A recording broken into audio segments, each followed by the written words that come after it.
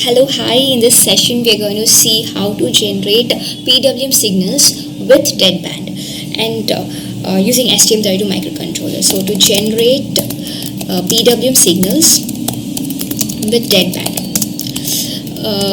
and STM32 offers inbuilt function for generating this, so it is going to be very simple for us to generate using STM32. But before diving into the coding part, I want to make sure that what deadband is clear for all of us, and do we know why this deadband came, like how. So first let us address the question why, and then let us move on to the coding part, which is going to be little easier because STM32 offers an inbuilt function, inbuilt feature where we can easily do this deadband thing. But what is a deadband and how it looks and why and where it is used, that's the first thing I just want to address in this video. So first, the application part of it, where it is generally applied, this kind of deadband.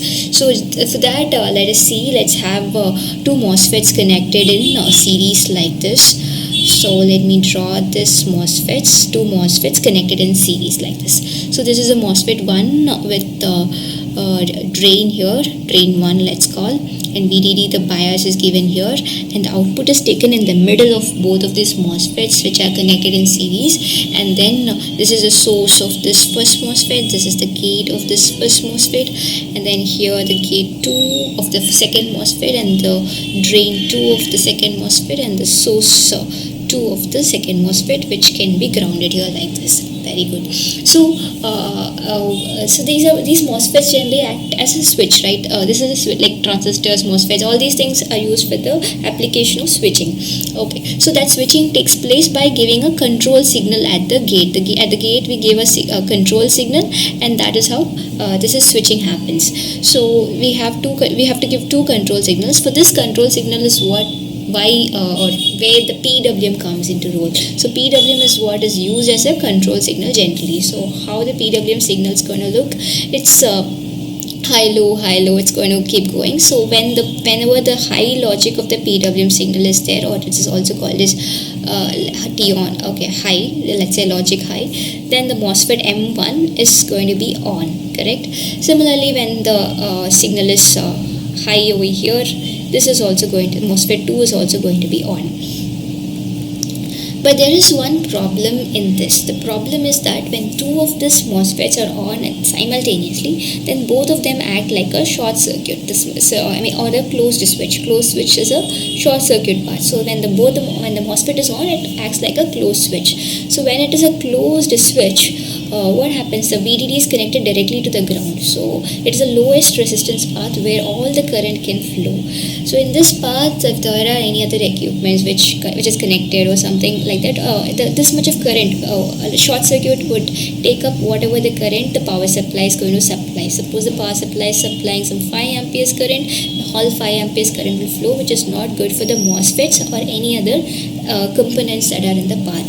So that is not advisable, and that should not happen. We have to avoid such a situation from happening. So both the M1 and M2 should never simultaneously at the same time. Simultaneously in the sense at the same time should not be on. So it is always when you connect a MOSFET, when you connect two MOSFETs in series, it is expected to be M1 is on, M2 must be off. And similarly the vice versa, when M2 is on, M1 must be off. So this is a fundamental thing that we need to follow when this kind of an arrangement or this kind of MOSFET is connected. So only thing that we can do is use a complementary signal, correct? When you have a PWM coming for this like this, we can use a complementary PWM over here, correct? So we can have a complementary PWM over here. So it's just an inversion of PWM that we are giving at the MOSFET 1. Just invert it, you get another PWM. This can be used for the control of the MOSFET. That's correct. This can work. But there is something that practically we need to look into this. There is a problem. The problem is that MOSFETs are what? They are physical components, and they're not going to ideally work. They have their own practical way of working. So like when our signal goes from 0 to high, it doesn't it is maybe a signal can work instantaneously, but our MOSFETs cannot be so ideal, right? It will have its own response time. So this response time is what is going to make things a little bit in real. It's going to make us to think or to address like what would be the problem. So it's not going to when the signal goes from 0 to 1, the MOSFET doesn't have to instantaneously go from 0 to instantaneously doesn't have to go from off state to on state or on state to off state. So that is where the problem comes. So let's take for example let's say let's draw a few PWM signals and understand this better. For example, if our PWM signal is going, let me have a little higher. Yeah, this is fine. Let me draw a PWM signal with like around 40% duty or so. Okay, so now if I have a exactly inverted signal, it is fine, but the problem what will happen is that the exactly inverted signal would look something like this, right? Let's have that signal over here. Exactly inverted signal. Okay.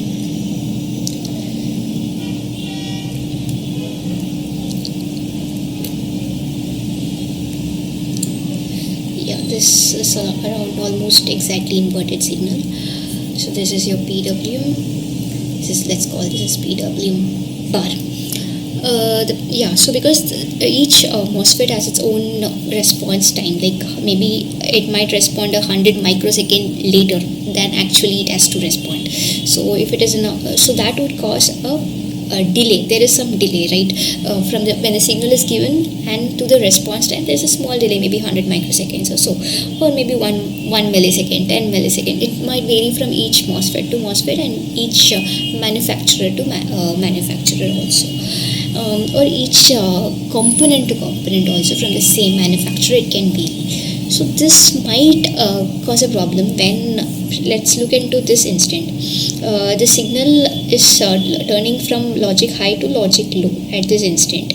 Okay, so when you look into this point, the signal is going to turn here low, but the MOSFET is going to take actually the MOSFET is going to behave in such a way that it's not going to exactly turn off at this moment, but it is going to take a little bit of time. It's going to stay high for a little bit of more time and then going to come down. So there is this small delay in the time. This response time, you can see, this is small response.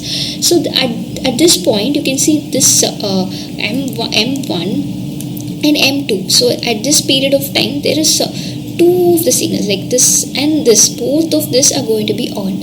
So this M2 and M1 are going to be on simultaneously for this very short duration of this time. Correct. So this is going to cause a short circuit situation that I just explained over here. So this kind of a situation can happen at that maybe for 1 millisecond or few microseconds. It might be a very short duration of time, but that will reduce the lifetime of the switch or lifetime of the MOSFET and the components that we are using. So that is why it's not advisable. So that's why they have introduced something called as a dead band, where we can avoid the overlap of both of this being high at the same time. Like both the MOSFETs being high at the same time can be avoided using the concept of dead band. So how a dead band signal would look like. So let me again redraw the whole thing so it will be easy for us to compare. Let me just draw this again, and let's put it over here. Somewhere here. Okay. So how it's going to look like. So it's not going to look exactly like this. So the concern over here would be both the signals should not be high at the same time. So the concern comes when the second one, whenever it's going to rise. So when it is off, there is no problem. Let it be off. But this instant it is supposed to get on. But but we are going to give a band, some dead band. That's called a dead band. That is a very short duration of time. Let me say the dead band is somewhere here. So after that dead band, only this second MOSFET is going to go switch on. Okay. At the same time, now the second signal, the complementary signal, before switching off, also like it has to switch off at this point, but it switches off even before, giving a dead band over here.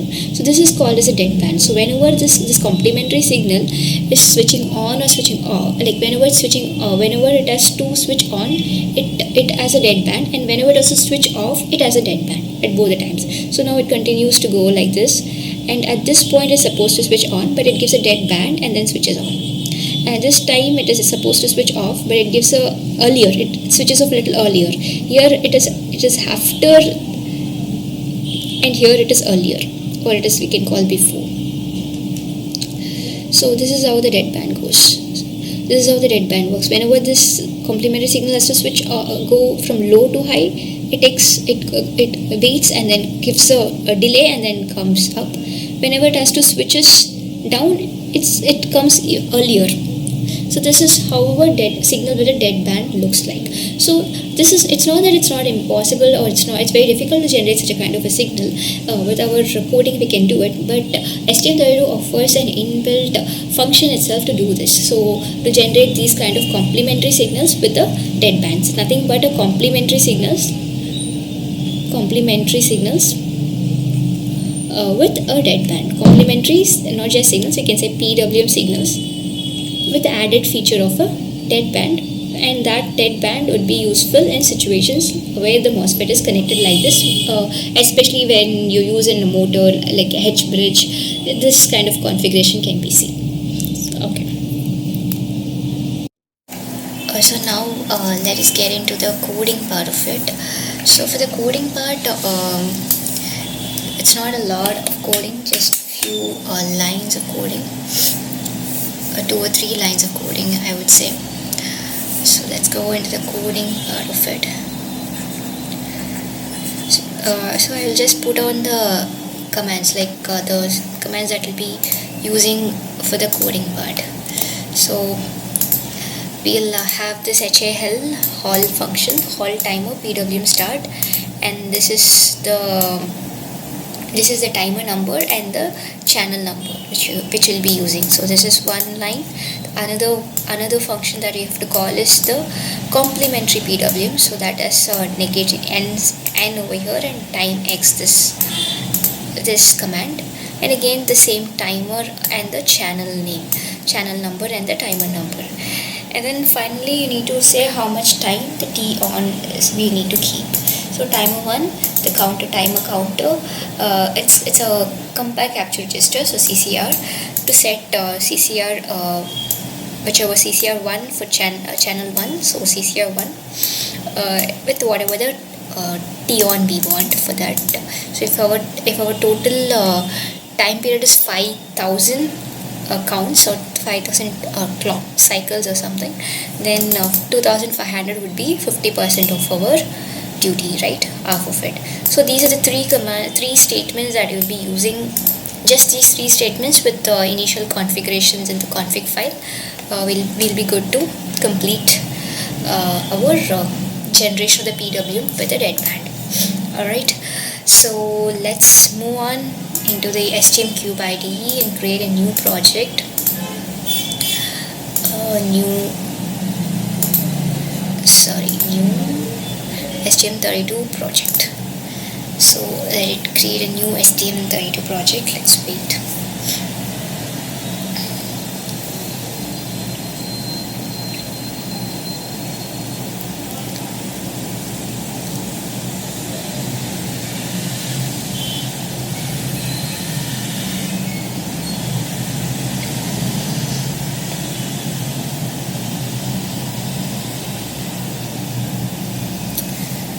So here I select STM32 that I'm using. I'm using STM32 F401. Let me check it once again. F0401 CCU6. Yeah, the same one. been using all that while STM32 F401 STM32 F401 CCU6. Select it. If you can drag it, you will see this here. Next, here PWM with dead band. Let's say dead band, and other things default.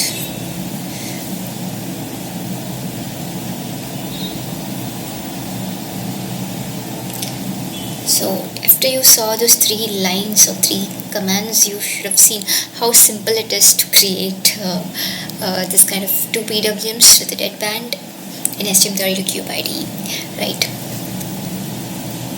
So let's let the project be created, then let's move fast.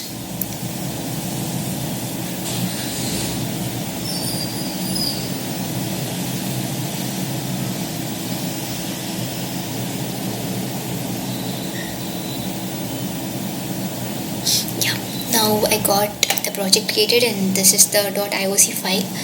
So as we said, let's go to timers. Let's check timer 1. So if you go to timer 1, you can see channel 1, channel 2, channel 3, channel 4. So you can use all these things. You can just click on this channel 1 and see, and you can see CH1, CH1N.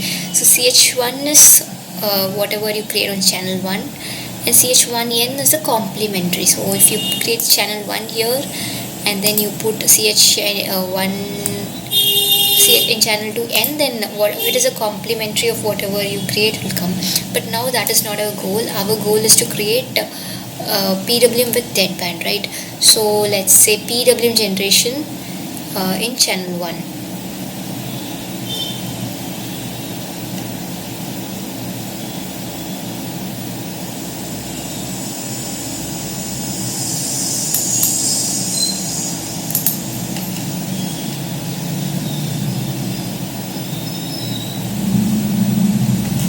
Channel 2, you don't have to click anything. Channel 1, so you when you create this PWM with CH1 and CH1N, that means that you are creating 2 PWMs. One is a complementary of other in the same channel.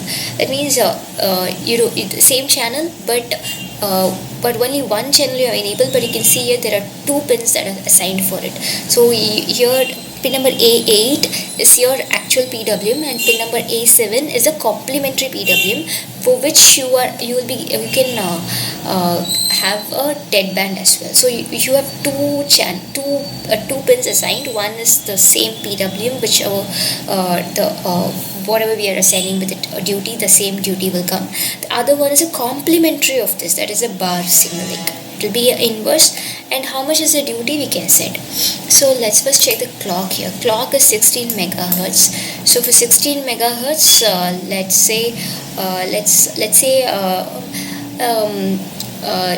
have a prescaler of 16. So we'll reduce, if a prescaler of 16 would reduce it to 1 megahertz clock. Now 1 megahertz clock, and a counter period, it says let's not keep so much of counter period. Let's keep a counter period of 10,000 is fine. Yeah, let's keep a counter period of 1,000. 1 megahertz divided by 1,000 would be 10 power 3.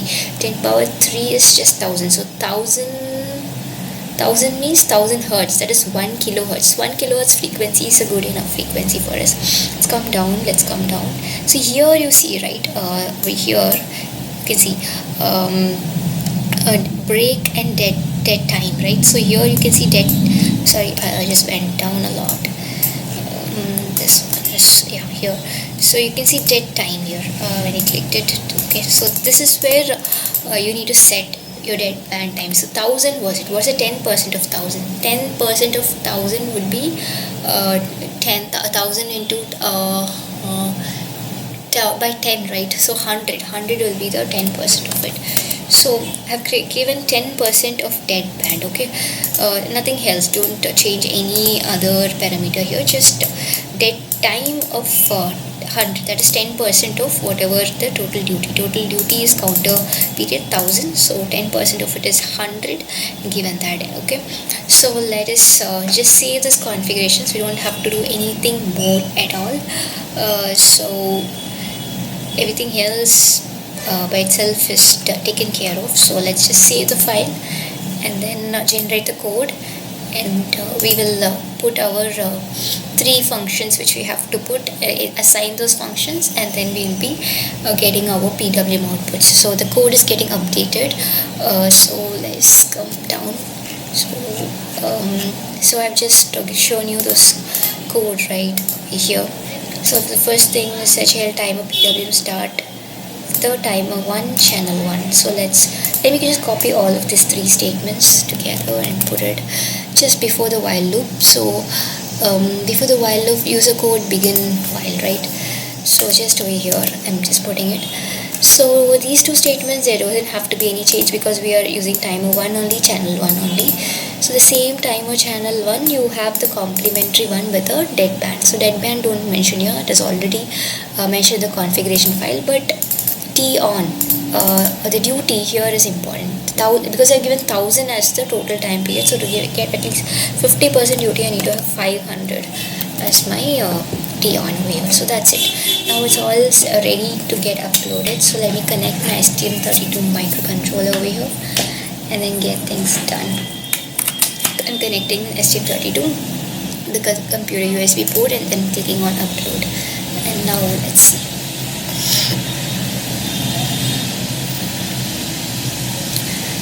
There is no errors and the code is uploaded successfully.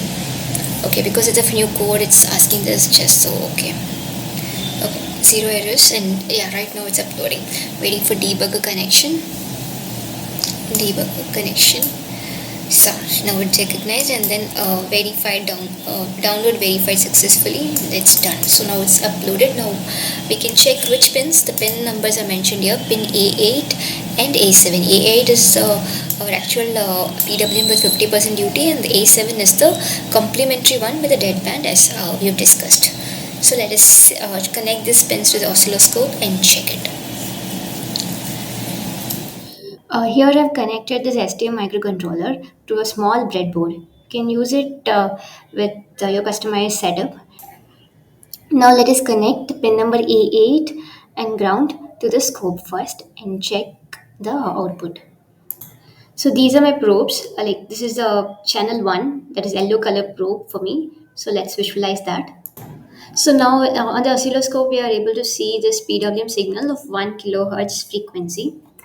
So now I'm connecting the second channel, that is a blue color signal that will come in the scope.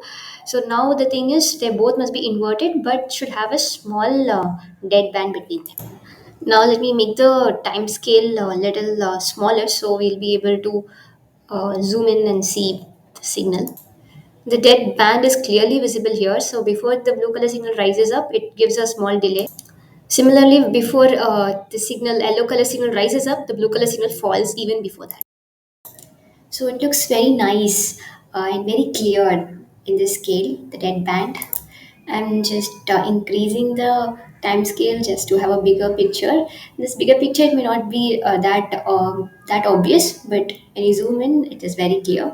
So now let us look into the time scale and the amplitude.